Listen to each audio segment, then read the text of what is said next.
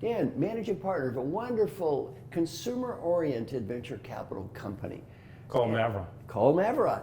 And, you know, I work with a lot of experienced leaders, and this I want you to think about for experienced leaders who perhaps have a corporate background or not necessarily a VC background, any ideas of how they might go into your type of field? Sure.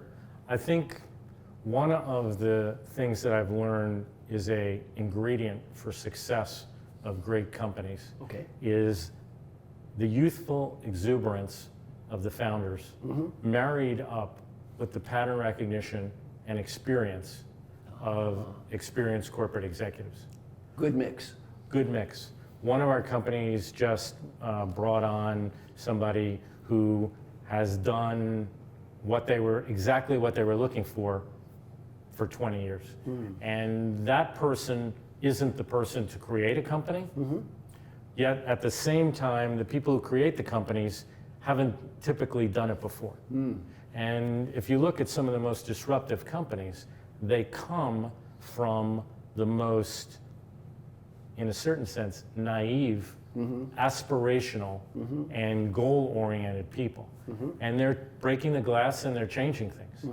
And those people's success in building their company is frequently predicated on their ability to identify, attract, and then figure out what the right spot, either as an advisor or as a member of the management team, that they can bring that experience in and augment their goals. You know, one thing I like to do is think about alternatives for people. Rather than saying the right answer for you is X or Y, be open-minded.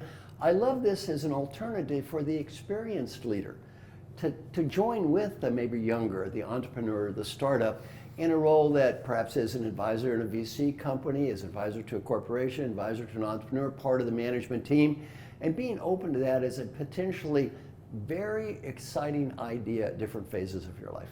You really have given me some interesting ideas to ponder about the idea of coaching for entrepreneurs, which hasn't been done that much. What are some of your thoughts?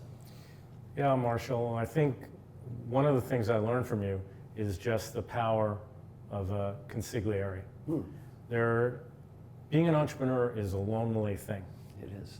And many times you're faced with dilemmas, challenges, people problems, strategy problems, and you don't really know how to handle it.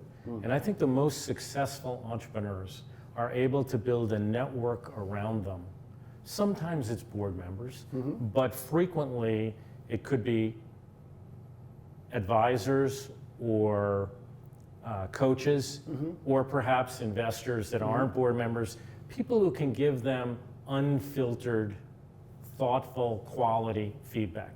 And I think that many young entrepreneurs are afraid to have a coach because to them it signals some level of weakness. And I would say, I think it's quite the reverse. I think what you've taught me is to be a truth teller, to be a truth seeker, and to really commit to the process of getting better is, I think, the path to success in any endeavor, but particularly a startup. So I'd encourage entrepreneurs to find coaches who can augment their existing inputs and help them get more self-confidence, be more thoughtful, predict situations and avoid certain situations or seek out others. And I think the coaching world for entrepreneurs is relatively untapped, but I've noticed many entrepreneurs really benefit from it. I love it, I love it. And I can speak from very limited experience. My son is an entrepreneur. He does have a coach, and I think in a positive way it's changed his life.